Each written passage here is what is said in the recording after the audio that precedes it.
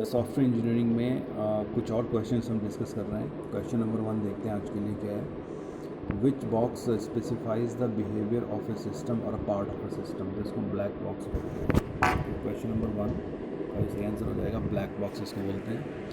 Question number 2 देखते हैं। Fast, FAST, fast की फुल फॉर्म पूछ रहे हैं। ठीक है, तो फास्ट की फुल फॉर्म 2 का C हो जाएगा। ये होता है facilitated application software specification technique. Facilitated application specification technique, C option ठीक हो जाएगा। क्वेश्चन नंबर 3 देखते हैं। Which may be estimated either in terms of KLOC, kilo line of code उसको बोलते हैं, और by calculating number of function points in the software. तो इसमें से किस चीज़ को KLOC या फिर नंबर ऑफ फंक्शन पॉइंट्स के फॉर्म में एस्टिमेट किया जाता है, तो इसको बोलते हैं सॉफ्टवेयर साइज एस्टिमेशन। ठीक है, तो किलो लाइन ऑफ कोड या फिर फंक्शन पॉइंट्स के रिगार्ड्स में तो क्या चीज़ एस्टिमेट की जाती है? Software size. क्वेश्चन नंबर 4 देखते हैं। Which of the following is incorrect, इनमें से क्या जो है वो इनकरेक्ट है, गलत बताना है। तो फर्स्ट ऑप्शन पढ़ते हैं। SDLC software development life cycle models are adopted as per requirements of development process. बिल्कुल ठीक बात है भाई, जैसी रिक्वायरमेंट है उसके हिसाब से इसको SDLC मॉडल्स को अडॉप्ट किया जाता है, कौन सा मॉडल यूज़ करना है। सेकंड ऑप्शन पढ़ते हैं, मतलब पहला वाला ऑप्शन ठीक है, हमें बताना क्या है, इनकरेक्ट बताना है। तो सेकंड ऑप्शन देखते हैं। SDLC में vary software to software to ensuring which model is suitable. बिल्कुल ठीक बात है, सॉफ्टवेयर टू सॉफ्टवेयर ही वेरी कर सकती है भाई, कौन सा मॉडल यूज़ करना है, कौन सा मॉडल सूटेबल होगा किसी पर्टिकुलर सॉफ्टवेयर के लिए।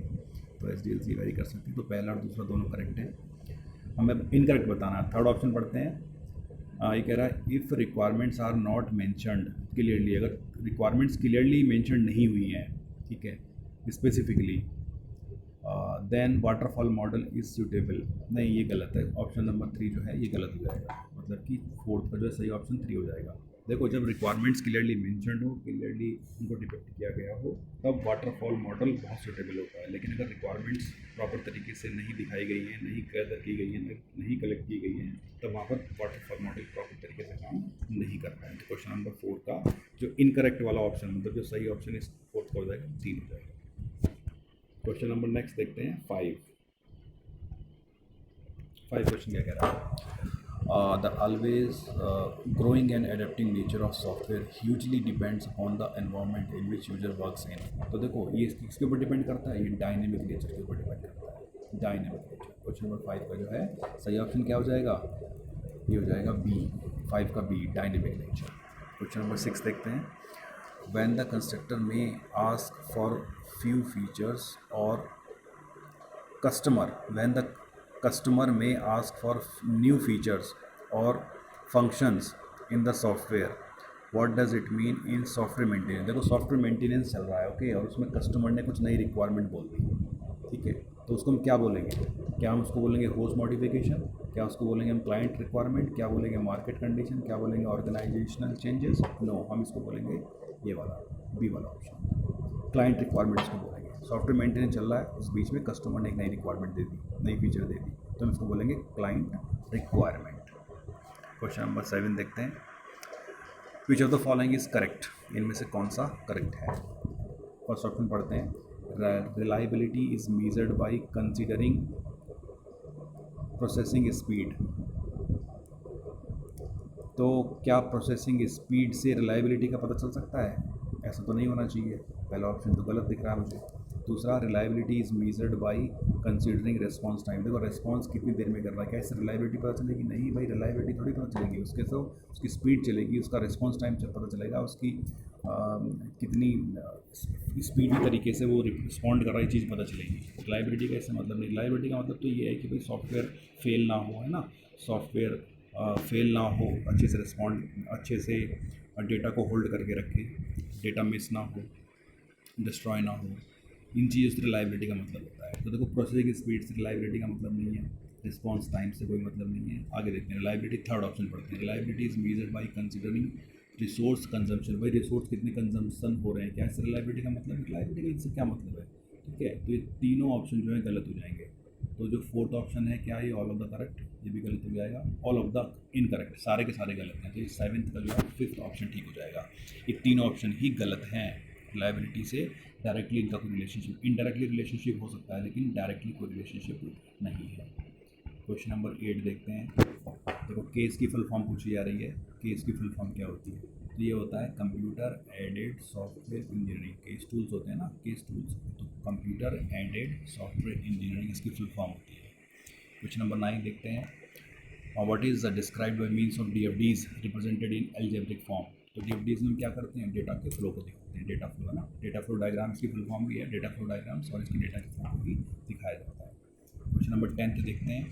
10 क्वेश्चन क्या कह रहा है? Which metrices are derived by normalising quality and और productivity measures by considering the size of the software that has been produced. तो ये होता है साइज ओरिएंटेड होता है, साइज ओरिएंटेड। क्वेश्चन नंबर 10 का जैसे ऑप्शन हो जाएगा ए हो जाएगा। तो कौन सा मैट्रिक्स होता है, मतलब किस पर्टिकुलर पॉइंट के ऊपर हम इसको ऐसे डिपिक्ट कर सकते हैं, डिनाइट कर सकते हैं। तो ये है साइज ओरिएंटेड मैट्रिक्स। तो size oriented metrics derived by normalising quality productivity measures by considering the size of the software that has been produced. तो साइज ओरिएंटेड की बात चल रही है।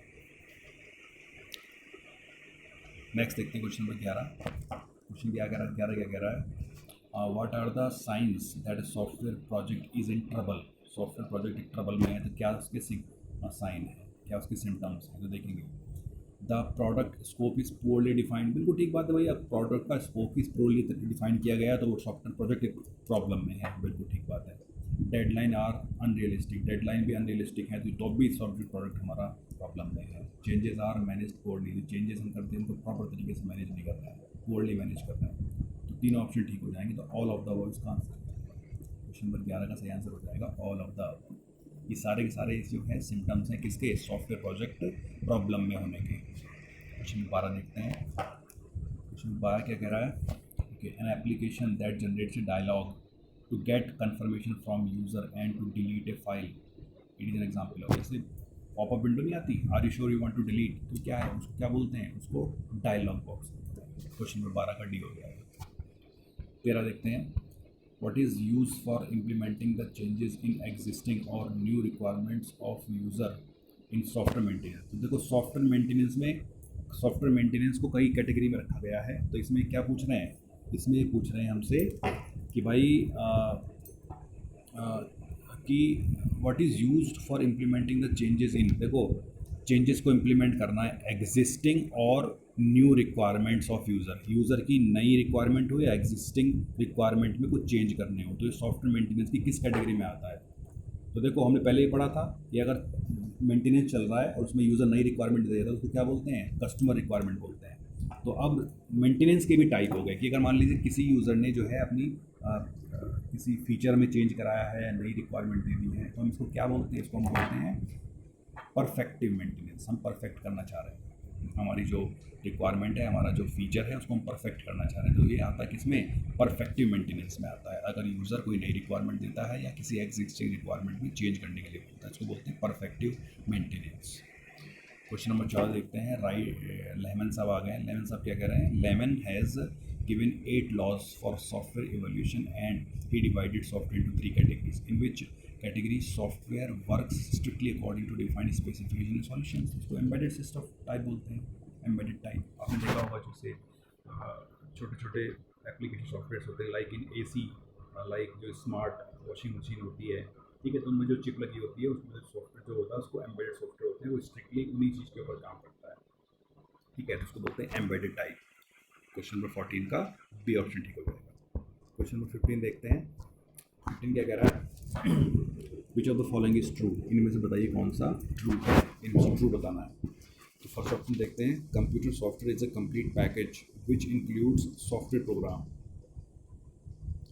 तो क्या सॉफ्टवेयर में सॉफ्टवेयर प्रोग्राम इंक्लूड होता है? बिल्कुल ठीक बात है।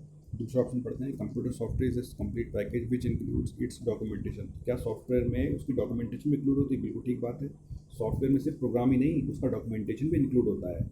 और थर्ड क्या कह रहा है? इसमें यूज़र गाइड भी इंक्लूड होता है। बिल्कुल ठीक बात है, उसमें यूज़र गाइड भी इंक्लूड होता है। तो सॉफ्टवेयर इज़ ए कलेक्शन। जब हम कंप्लीट सॉफ्टवेयर की बात करते हैं तो it is a collection of programs and it is a collection of the documentation and the collection of the user guide. तो all of the above यहाँ पर आंसर ठीक हो जाए। तो क्वेश्चन नंबर 15 का 4 हो जाएगा आंसर। ये सारे के सारे ही ठीक हैं सॉफ्टवेयर पैकेज के रिगार्डिंग। कंप्यूटर सॉफ्टवेयर जो है उसमें प्रोग्राम का कलेक्शन होता है, डॉक्यूमेंटेशन होती है, यूज़र गाइड होता है, तब जा करके पूरा कंप्यूटर सॉफ्टवेयर बनता है। तो ठीक है फ्रेंड्स, हमने कुछ क्वेश्चन डिस्कस के लिए होपफुली कि ये क्वेश्चंस आपको समझ में आ गए होंगे और कहीं ना कहीं ये क्वेश्चंस आप लोगों के लिए ज़रूर हेल्पफुल होंगे। ठीक है फ्रेंड्स, सभी के लिए चलते हैं। Thank you so much, bye bye and have a nice day.